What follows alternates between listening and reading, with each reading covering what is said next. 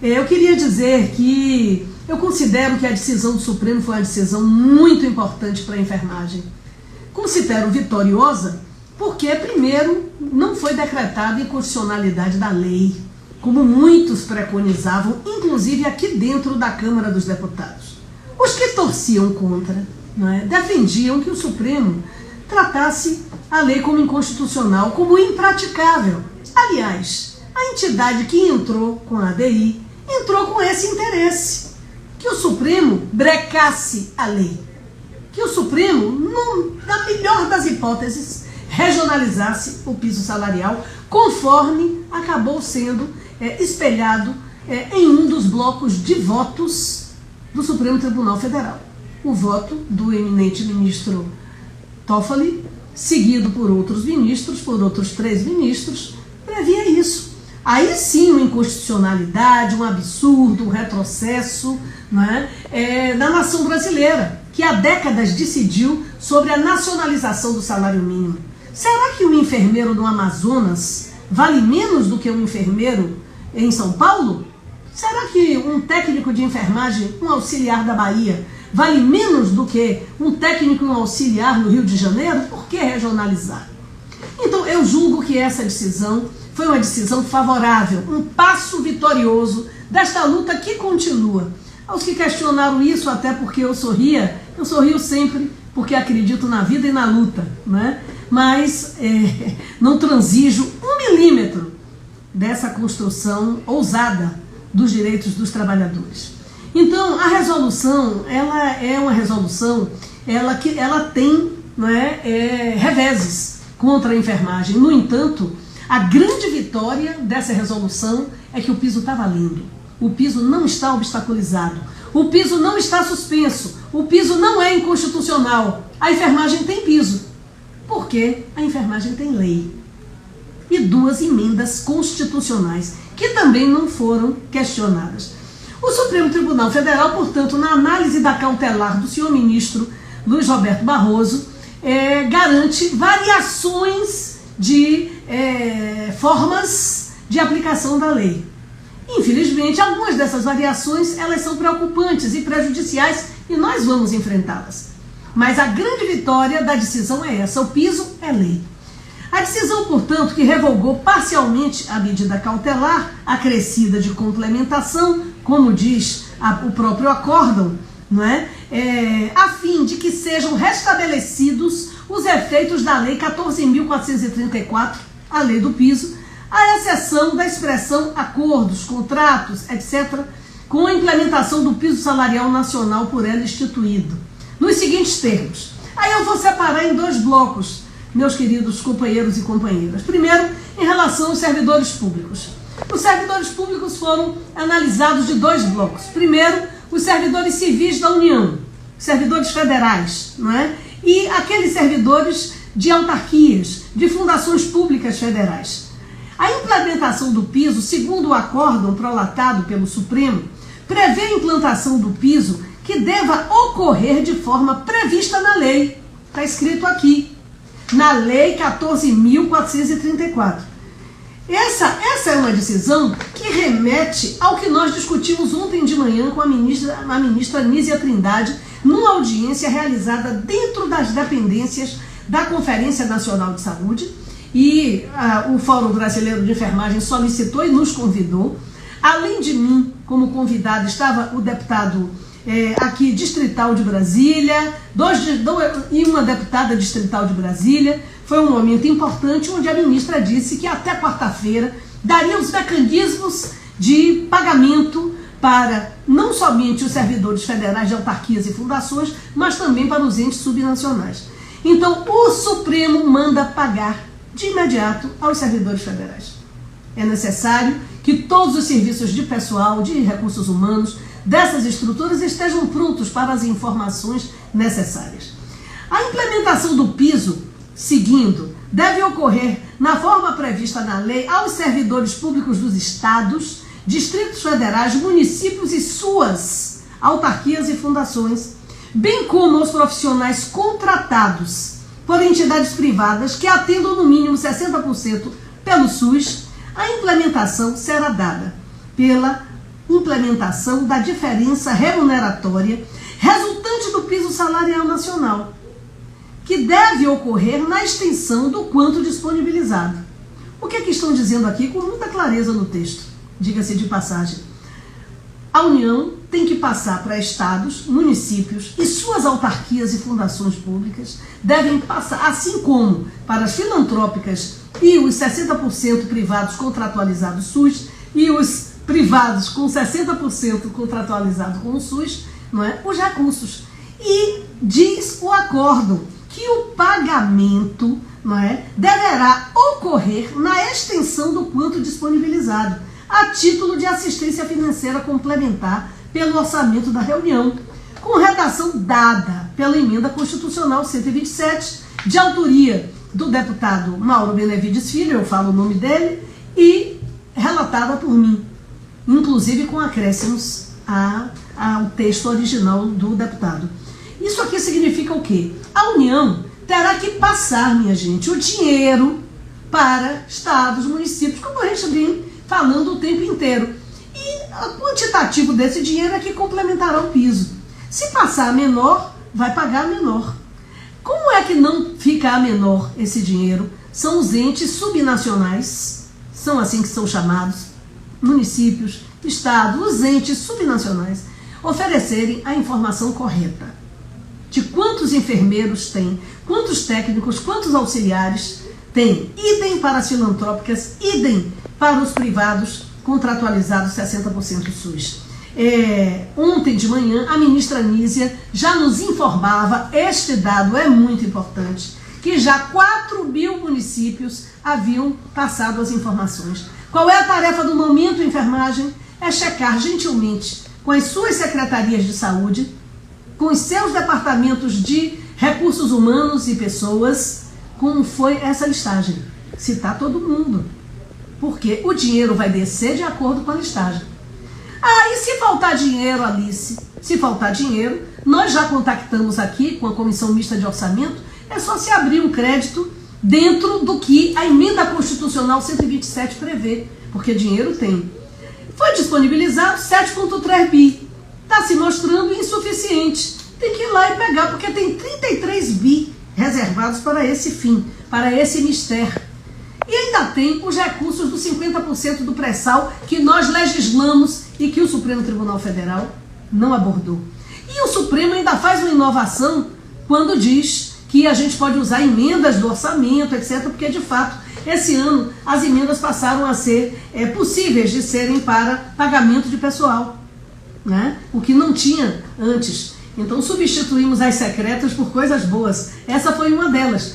Então o Supremo inova em relação a isso. Mas do ponto de vista concreto, o superávit dos fundos públicos, registrado na emenda constitucional pelo deputado Mauro Filho, eles são suficientes para ir lá e pegar e garantir o repasse para municípios, estados, fundações, autarquias dos estados, assim como o setor privado contratualizado 60% SUS. Em relação, aí eles vão falando aqui no item B sobre a insuficiência da assistência financeira, se faltar o dinheiro, né? Se faltar o dinheiro, diante da não é eventual, que eu espero que seja eventual, insuficiência de assistência financeira complementar mencionada no item acima, instaura o dever da União de providenciar crédito suplementar.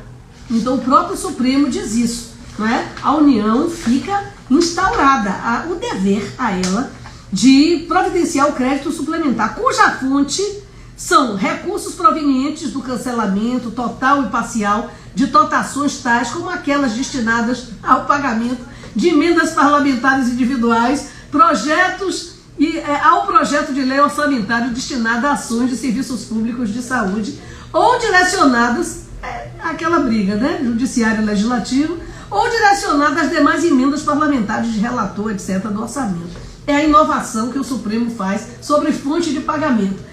Mas eu quero tranquilizar os deputados que isso talvez não seja necessário, porque há dinheiro do superávit dos fundos públicos, que são constantes da emenda constitucional, que dá suporte à lei que os ministros do Supremo acabam de referendar. Por isso eu considero uma vitória da enfermagem, do movimento da enfermagem. Não sendo tomada tal providência, do crédito suplementar para o setor público, não será exigível o pagamento por parte dos entes referidos. Mas é obviamente que a União não vai deixar de cumprir a lei de repassar para os entes subnacionais o que tem dever de passar. Uma vez disponibilizados os recursos financeiros suficientes, o pagamento do piso deve ser proporcional na carga horária. Aí é que mora o problema. É o primeiro problema em relação ao setor público. Na minha opinião, é o grande problema em relação ao setor público, porque o resto está garantido. Está garantido pagar para a União e está garantido descer o dinheiro para os entes, que eu já citei aqui 2 vezes, subnacionais constantes da lei, né? Então, por que o Supremo vinculou a carga horária? Se no texto da lei está claro que não tem relação com carga horária, o piso salarial. Piso é piso, minha gente. Piso é piso. Ora, se você dá 30 horas, 40 horas, você vai começar por aquele piso e vai agregar valor de acordo com a extensão de sua carga horária. Então, essa inovação do Supremo, as entidades da enfermagem e nós próprios, parlamentares, não é? Através das instituições partidárias, podemos questionar junto ao Supremo. Porque não há possibilidade de vinculação com carga horária. Isso é uma interpretação que o Supremo faz de acordo com a sua natureza de organismo regulamentador e fiscalizador do cumprimento da lei e da Constituição, mas isso não consta da lei. O Supremo, neste caso, legisla. Quero, inclusive, asseverar o que meus colegas já estão dizendo aí nas diversas lives, que não há 44 horas no setor público, senhores ministros. Não é? Ministro Gilmar Mendes, que veio da AGU, sabe disso. Não tem 44 horas na AGU? Não tem. E não tem também no setor público. 44 horas tem no setor privado, exploração brutal. Tanto que a reivindicação do setor privado do operariado, 40 horas semanais. No caso da saúde, há muito tempo se faz negociações, inclusive locais, não é? De 6 horas corridas e uma manhã e tarde. O conhecido MT, quem é da saúde sabe, né? Eu própria participei dessa negociação no meu hospital universitário. Então não tem 44 horas. Os advogados dizem que é possível, eu já falava da live que eu não consegui salvar, não é? E só tive tempo de fazer uma outra agora, que nós podemos entrar com um embargo de declaração para dizer ao Supremo, declarar ao Supremo que não há 44 horas no setor público. Portanto, isso aqui é o ponto fora da curva na regulamentação que o Supremo, através desse acórdão, propõe para o cumprimento da lei da enfermagem, porque a lei foi garantida, a lei está legalizada, a lei não está suspensa. Isso é uma vitória. É uma vitória. Né? E não foi regionalizado o piso. Esta é uma vitória ainda maior, porque seria um absurdo se isso acontecesse. E foi a luta de todos vocês e a nossa que segurou que isso não ocorresse. Portanto, como tratar as 44 horas no setor público? Talvez um embargo de declaração. Os juristas estão se debruçando. O departamento jurídico dos sindicatos, os amigos aqui da Câmara que sempre nos ajudam, não é, com essas interpretações, mas 44 horas não há, não é, no setor público. Então, nós vamos ter que discutir essa proporcionalidade. Até aí a coisa veio bem, né, portanto, ponto positivo, e veio esse ponto fora da curva das 44 horas. Acabada a questão do setor público, que eu espero que esteja devidamente esclarecida, vem a questão do acórdão, né, da análise do Supremo sobre a consolidação do Supremo sobre aqueles 8 votos em relação ao setor privado. Não é? Então, o que eles dizem? Pelo voto médio, referendou também o seguinte item da decisão, em relação aos profissionais seletistas, em geral. Ele cita em geral. A implementação do piso salarial nacional deverá ser precedida de negociação coletiva entre as partes. Ou seja, antes de implementar o piso, o Supremo, através deste acórdão prolatado, não é, diz que deverá iniciar-se uma negociação. Então tem que ter uma conversa com o patronato antes da implementação do piso. CEB Bahia, Guerreiro, Alessandra, vai ter que reunir com o patronato local, com a associação local, não é, das empresas de saúde, de assistência à saúde, e de preferência chamando, né, a Superintendência do Trabalho, o Ministério Público do Trabalho com a lei na mão. É importante isso, e realizar essa negociação coletiva entre as partes, como exigência procedimental imprescindível, diz o Supremo. Ou seja, dá a chance ao setor privado de negociar antes do piso. Possivelmente uma tentativa de amortização, de regatear, né? No entanto, é uma decisão do Supremo. Então, monta-se a mesa de negociação para uma conversa antes da implementação do piso, levando em conta, diz o acórdão que vai assinado pelo ministro Barroso, que substituía esses dias a ministra Rosa Weber na presidência do STF, levando em conta a preocupação com demissões em massa ou prejuízos para os serviços de saúde. Porque nós estamos sabendo, né, gente, que está havendo demissão antes de ninguém ter botado no setor privado o dinheiro, o dedinho no bolso, para pagar nada. Então demitiram em muitos lugares do Brasil. Tem algumas câmaras municipais mudando a nomenclatura do técnico e do auxiliar de enfermagem para técnicos em assuntos especializados, para tirar esta parcela do alcance da lei do piso. Quando viram que iam perder, né, passaram a induzir. Agora, um vereador que faz um projeto desse tem que ser checado politicamente pelos trabalhadores da enfermagem. Porque, ora, eu sou uma farmacêutica, vai chegar o meu contra-cheque como, não é, técnica em dispensação de medicamento? O que é isso? Mudar a identidade, seja um estelionato profissional? Não pode fazer isso com o trabalhador. Isso é um absurdo. Como nós vimos numa Câmara lá, não é, no Rio Grande do Sul, a mesma que um cidadão estava lá atacando com falas racistas uma servidora e machistas. Aí eu procurei saber, vem cá, estava votando o que ali? Era isso. Estava votando a mudança da nomenclatura. Então o Supremo dá essa vírgula de preocupação aqui, para que essa negociação leve em conta não haver demissões em massa, mas também não haver prejuízos à assistência à saúde. É claro que esse não haver prejuízo à assistência à saúde está na cara, que é a discussão das greves, né? Das paralisações, que por sinal muito efetivas em muitos lugares do país, cumprindo a lei. Cumprindo a lei. Agora, não havendo acordo, segue o acórdão, incidirá a lei 14.434. Sabem que lei é essa? A lei do piso, senhores. Senhores das empresas que são responsáveis pelas negociações no setor saúde. Se a negociação não acontecer, não havendo acordo, não é só a mesa não, não havendo acordo, incidirá a lei 14.434, desde que decorrido, o prazo de 60 dias, contados da data de publicação da ata desse julgamento, que é essa daqui, contada de ontem. Contado da ata. Tem que ver qual foi o dia da ata. Se a ata assinou ontem ou se assinou anteontem, assinou no fim do julgamento lá, né, na sexta-feira. Então, tem que ver a data da ata deste documento e, efetivamente, a partir dali, conta-se os 60 dias. Mesmo que a negociação não tenha começado no dia da data. Vai começar, que dia? Segunda-feira? Que de hoje para lá vai convocar, ou quinta-feira? Vai contar da data da ata. 60 dias. Não havendo acordo, estou sendo clara? Não havendo acordo, vai cumprir a lei in natura, ipsiliteri, como está escrita.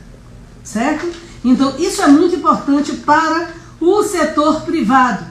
Evidentemente que nós queríamos outro ponto fora da curva, o cumprimento imediato da lei, não é? Mas o Supremo faz essa digressão e coloca essa mesa de negociação na busca de acordo antes do cumprimento da lei. Eu quero só dizer uma coisa que eu disse de madrugada na live que eu não consegui salvar. Acordo coletivo, negociação coletiva não é lei. Lei é lei. E a enfermagem tem lei, tem piso. E o próprio Supremo referendou isso. Primeiro parágrafo do acordo. Vitória. Então, não havendo acordo, incidirá a Lei 14.434, desde que decorrido o prazo de 60 dias, contados da data de publicação da ata deste julgamento, vencidos os ministros Dias Toffoli, Luiz Fux, Nunes Marques e Alexandre de Moraes. Tudo nos termos do voto conjunto do ministro Luiz Roberto Barroso, relator, ministro Gilmar Mendes. Proclamação realizada pelo ministro Luiz Roberto Barroso, vice-presidente no exercício da presidência. Plenária virtual de 23 de junho de 23, a data é essa, 23 de junho de 23 a 30 de junho de 23, essa é a data, 30 de junho, tem que ver a ata mesmo, o dia da ata, que é o dia que o setor privado vai contar para fazer a contagem de calendário de 60 dias. Se em 60 dias não houver acordo, cumpre-se a lei in natura. Como está? Como é que está? Nós sabemos, né? Quanto é o piso da enfermagem, do enfermeiro, do técnico, do auxiliar e da parteira. Um beijo para as parteiras. Esse é o acórdão do Supremo Tribunal Federal. Vitorioso porque, felizmente, obtivemos um acórdão suprimindo a regionalização. Segundo, não houve outro tipo. Dois problemas. As 44 horas do setor público, né, que precisarão ser mitigadas com embargo de declaração, com o que quer que seja, não é? E a questão financeira, que na minha compreensão está resolvida desde que a Casa Civil, o Ministério da Saúde, a Secretaria-Geral da Presidência da República, os organismos que vêm conversando com a enfermagem, têm uma clareza do que está escrito literalmente, ipsiliteri, a emenda constitucional 127. Existem recursos e nós estamos dizendo isso desde a hora que aprovamos esta emenda constitucional.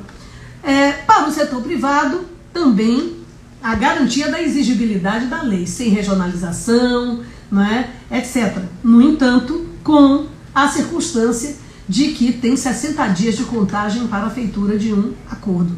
Se não houver acordo, cumprimento da lei. Enfim, a lei sai fortalecida. O que eu quero dizer é que a lei sai... Eu não tenho qualquer, digamos assim, prurido em dizer a lei sai fortalecida. O que nós fizemos aqui no Congresso Nacional sai fortalecido, sai consolidado. Agora é acompanhar os passos. Alice, que dia vai pagar? Bom, o Serviço Público Federal pode pagar na próxima folha. O Serviço Público Estadual, Municipal, as fundações municipais, os filantrópicos que estão no âmbito dos estados, são conveniados com os estados, e os contratualizados SUS, né, efetivamente dependerão do repasse da União para esses entes. Então é preciso verificar como essas listagens subiram e quanto vai descer de recurso, porque acontecerá o pagamento de acordo com o aporte de recursos. Isso é muito importante. Mas isso já estava previsto na lei. E também nas portarias, que apesar de terem dados insuficientes, não é? Porque a RAS não estava atualizada, mas as portarias já aventavam que era dessa forma que funcionaria a relação entre o governo federal e os governos de estados e de municípios. Por isso, é com tranquilidade que eu me dirijo a esses gestores no sentido de buscar fazer essa compatibilização o mais brevemente possível. E o setor privado é isso, iniciar imediatamente a sentada com o setor privado, patronal, para que se conte os 60 dias, porque o tempo está correndo, né? O tempo está correndo. 60 dias. Se não rolou o acordo, depois desses 60 dias tem que cumprir a lei. 60 dias do dia da ata, né? Eu é evidente, não tenho a certeza, mas tem que olhar no Diário Oficial, mas 30 de junho deve ser, né, o dia que a ata foi feita. Mas somente ontem é que esse acórdão foi publicado. Mas ele fala da data do julgamento. Ele fala da data do julgamento. Alice, ainda tem o julgamento do mérito? Sim, tem o julgamento do mérito. Agora, o Supremo não tem prazo para fazê-lo. O Supremo não tem prazo para fazê-lo. E, objetivamente, né, esse acórdão dá conta de pôr a lei em funcionamento. Se a votação do mérito se desse logo, Alice, o que é que você acha que seria o principal? derrubar a proporcionalidade das 44 horas, porque a lei é clara. A lei é clara. Na votação do piso dos professores, não é, nós também tivemos um problema grave e houve mudança de votos na hora do pleno. Sabe por quê? Porque agora, no período de apreciação virtual do piso da enfermagem, a enfermagem não teve defesa, não teve sustentação, não pôde ter um advogado, não pôde ter um representante classista. Mas se a apreciação do pleno acontecer no plenário presencial, o que é correto, né, do mérito acontecer no plenário presencial, vocês terão direito a um advogado, à representação classista. E aí vocês terão a oportunidade de tratar essa questão das 44 horas. Mesmo antes, isso pode ser tratado com embargo de declaração, mostrando ao Supremo que não há a figura de 44 horas no setor público. E que piso é piso, e sobre o que está escrito na lei. Que para você começar a trabalhar, botar um jaleco, fazer um procedimento num paciente, de uma nebulização a um ultracate, né? Efetivamente, você tem que começar ganhando pelo piso. Eu estou orgulhosa da enfermagem, né? Para mim é uma honra ter trabalhado ao lado de vocês e vou continuar trabalhando. Quero abraçar as entidades sindicais, abraçar todas as entidades do Fórum Brasileiro da Enfermagem, que souberam ter unidade na hora certa. Foi muito linda a audiência de ontem, as audiências outras que ocorreram nesses últimos dias, na terça-feira da semana passada, que inclusive a Câmara estava fechada, e eu vim a Brasília participar da audiência com outros deputados presentes, deputado Bruno, deputado Mauro, não é? E foi realmente importante aquela audiência. E objetivamente, o Fórum Brasileiro da Enfermagem jogou um papel indiscutível para chegarmos até aqui. É o perfeito? Não, não é o perfeito. Mas ele se aproxima do conteúdo textual da lei. E isto é uma vitória num país em que, infelizmente, algumas leis não pegam. A lei da enfermagem já pegou. Por isso, gente, eu me despeço, dou um abraço a todo mundo e vamos agora monitorar, não é, o cumprimento deste acórdão do Supremo Tribunal Federal, que nasceu de uma provocação, não é, da representação patronal privada dos serviços em saúde, não é, e que o Supremo responde com a garantia da validade da lei, da sua constitucionalidade, e detalha argumentos de funcionamento da aplicação da lei de acordo com a sua consciência. Então, está aqui, na minha opinião, é um avanço da categoria, é um avanço inequívoco da categoria, e agora é monitorar passo a passo. Mobilização enorme para que vocês possam acompanhar como as listagens do setor público sobem, não é? E como o dinheiro vai para cada lugar. Não é? Segundo lugar, na rede privada, iniciar imediatamente as negociações, porque o tempo está correndo e são 60 dias. Sem predisposição da enfermagem, essa categoria magnífica da cabeceira do leito dos pacientes, que garantiu na pandemia muitas vidas, perdeu muitas vidas, não é, deste corpo profissional, e que, portanto, é a primeira a buscarmos essa difícil conquista, mas que ela está, não é, a um passo da sua realização. Muito mais perto do que longe, este é o maior passo de aproximação deste direito. Forte abraço, tamo juntos.